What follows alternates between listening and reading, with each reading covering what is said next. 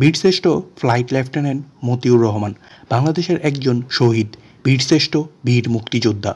বাংলাদেশের মহান মুক্তিযুদ্ধে চরম সাহসিকতা আর বীরত্বের অসামান্য স্বীকৃতিস্বরূপ যে 7 জন বীরকে বাংলাদেশের সর্বোচ্চ সামরিক সম্মান বীরশ্রেষ্ঠ উপাধিতে ভূষিত করা হয়, তিনি তাদের মধ্যে অন্যতম একজন ছিলেন। এই 7 জন বীরশ্রেষ্ঠের বীরত্ব ছাড়া হয়তোবা এই দেশ স্বাধীনও হতে পারত না, অথবা হতো অনেক দুষ্প্রাপ্য। কিন্তু আজকাল দেশপ্রেমিক মুক্তিযুদ্ধের চেতনাবাজদের কয়জনই বা 7 জন বীরশ্রেষ্ঠর নাম জানে? মতিউর রহমান 1971 সালের 20 আগস্ট বিমান ছিনতাইয়ের চেষ্টা করার সময় পাকিস্তানের তৎকালীন করাচিতে নিহত হন। তিনি ছিলেন পাকিস্তানের বিমান বাহিনীর একজন ফ্লাইট লেফটেন্যান্ট।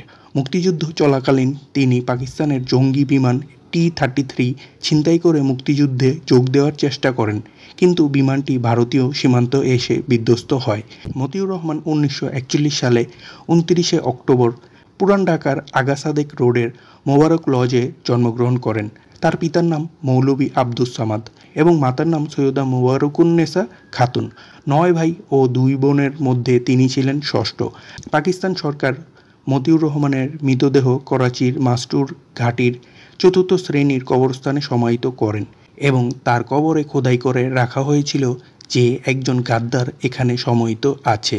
পরবর্তীতে বাংলাদেশ স্বাধীন হওয়ার পর প্রায় 35 বছর পর 2006 সালে 24 জুন মতিউর রহমানের দেহাবশেষ পাকিস্তান হতে বাংলাদেশে ফিরিয়ে আনেন তৎকালীন প্রধানমন্ত্রী বেগম খালেদা জিয়া এবং তাকে পূর্ণ মর্যাদায় 25 জুন শহীদ বুদ্ধিজীবী কবরস্থানে পুনরায় দাফন করা হয়। সম্মাননা হিসেবে বাংলাদেশ বিমান বাহিনীর যশোর বিমান ঘাঁটি তার নামে নামকরণ করা হয়েছে এবং বিমান বাহিনী তার নামে একটি ট্রফিও চালু করেছে।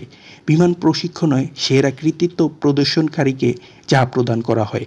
মতিউর রহমানকে নিয়ে অগ্নিবলাকা নামের একটি ডকুড্রামা নির্মাণ করা হয় 2002 সালে, যেখানে রিয়াজ মতিউর রহমানের চরিত্রে এবং তারিন ওনার স্ত্রী মিলির চরিত্রে অভিনয় করেছিলেন। এছাড়া তার জীবনী নিয়ে 2007 সালে অস্তিত্বে আমার দেশ চলচ্চিত্র নির্মাণ করা হয়।